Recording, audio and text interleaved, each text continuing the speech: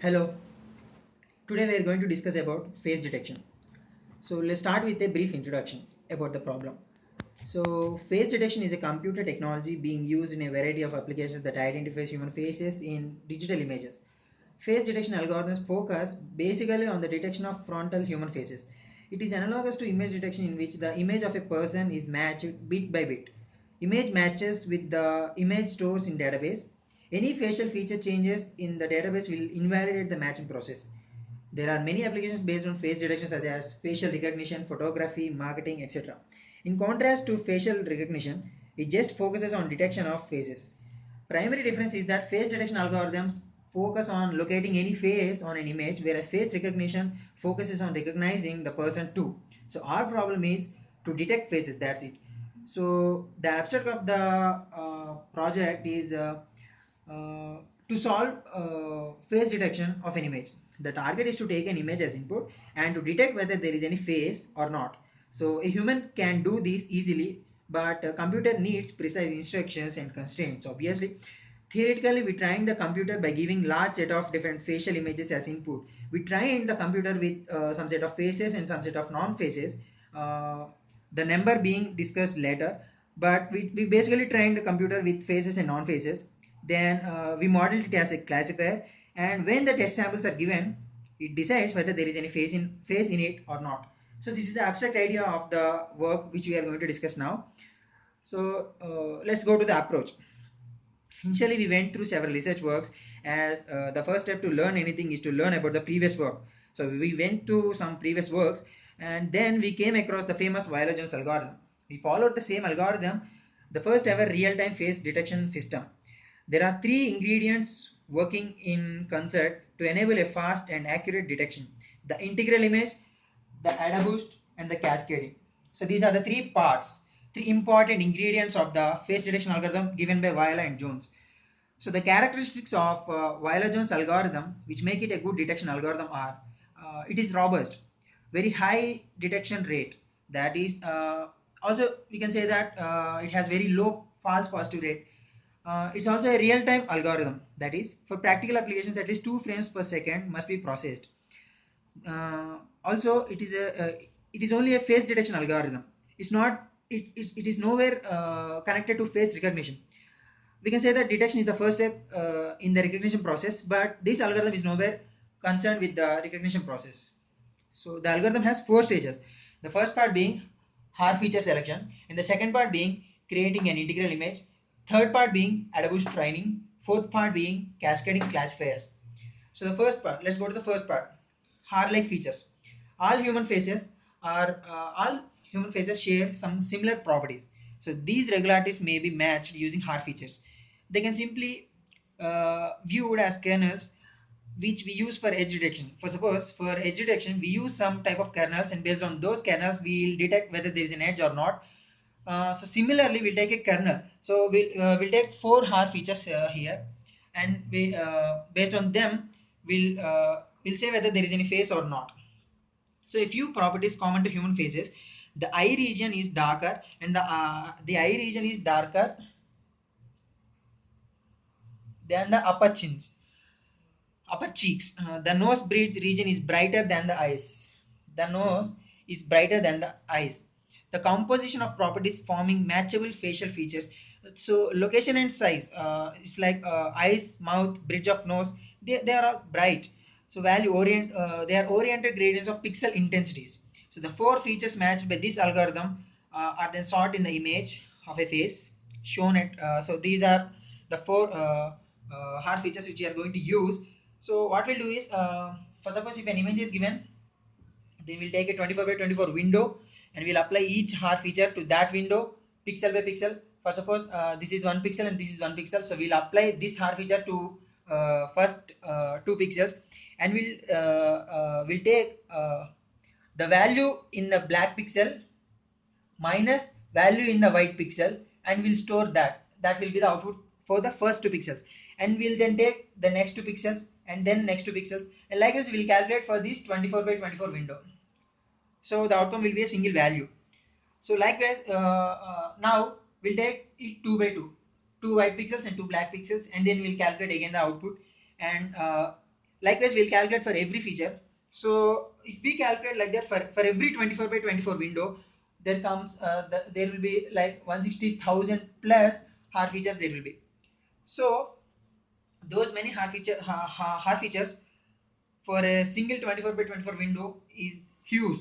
So we need to reduce the features. So we can follow any dimension reduction algorithm, but Violagen's algorithm follows AdaBoost algorithm to reduce number of features. So before going to that, let us see what is an integral image and what purpose it serves us. So what is an integral image?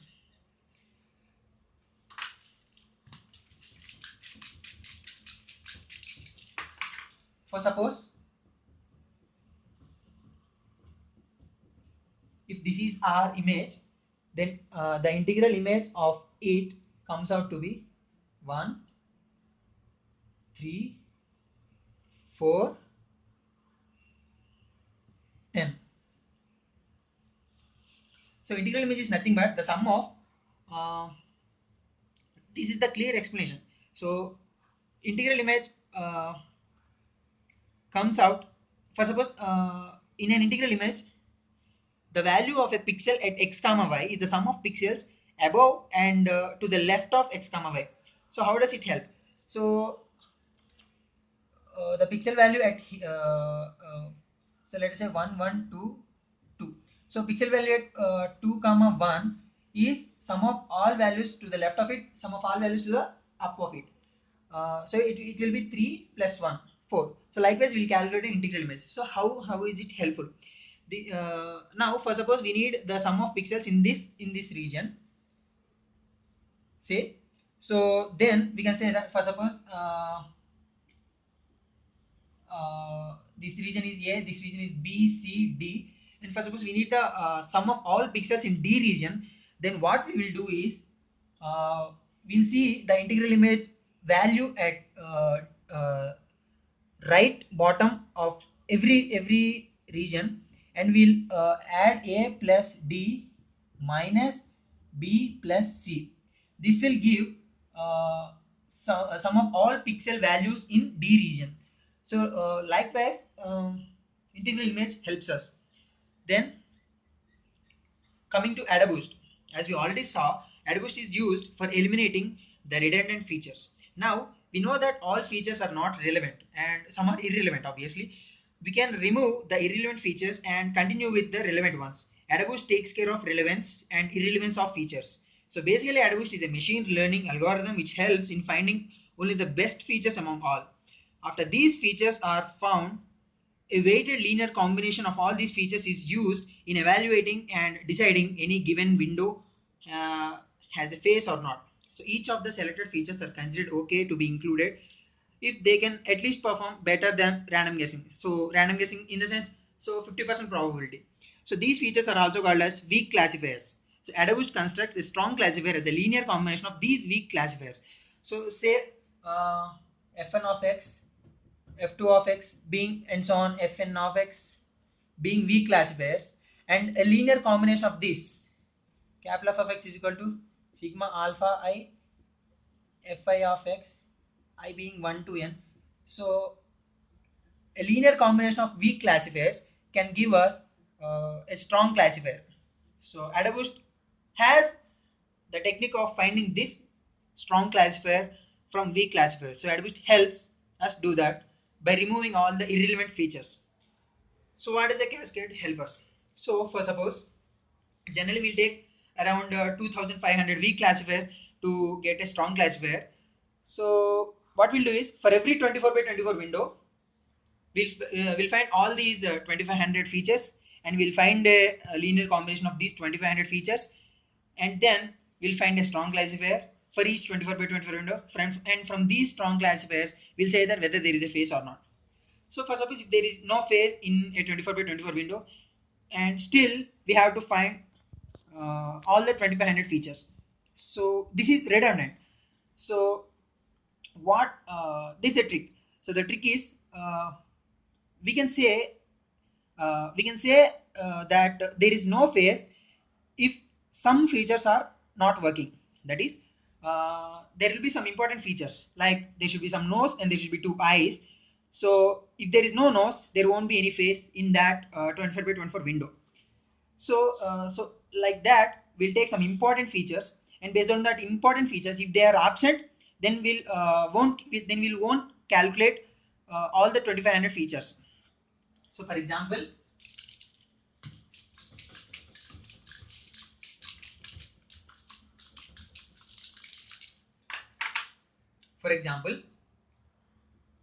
we'll take 10 important features.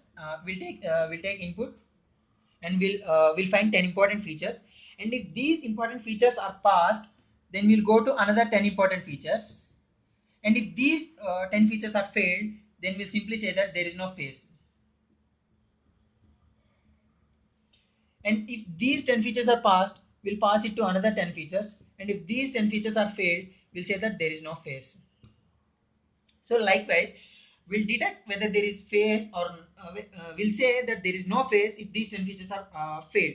So this procedure is called as cascading. So instead of finding 2500 features for every 24 by 24 window, many 24 by 24 windows can be cancelled at this 10 features phase. So this is slight helpful. So this is the cascading process. So finally, the summary being, first we have to calculate the har features. So then if we apply all these har features for 24 by 24 window, for every 24 by 24 window, we'll have many har features, around 160,000 plus har features, like increasing the dimension, changing the colors. So for every 24 by 24 we'll have 160,000 har features. So this is huge. So we have to reduce the dimension of features. So we followed AdaBoost. We used AdaBoost to reduce the dimensionality, and using AdaBoost, we will achieve this. Some irrelevant features are removed, and some relevant features are there. So AdaBoost helps us to build a strong classifier using all these weak classifiers. So as we have said that there will be generally 2500 weak classifiers, and based on those 2500 weak classifiers, you'll find a strong classifier, and based on that strong classifier, we'll find whether there is phase or not. And then we also came to conclusion that if we have to find all those 2500 features for every 24 by 24 window, then it also takes a lot of time. So there is some redundancy. So if there is no phase, we can detect that initially. So based on some important features, we can say that there is a phase or there is a no phase. So we have to so based on those 10 features, we can decide whether we have to continue further, or we can stop there. So likewise, we can say that whether there is a phase or not. This is the basic algorithm for phase detection by Viola and Jones. This is the algorithm. Thank you.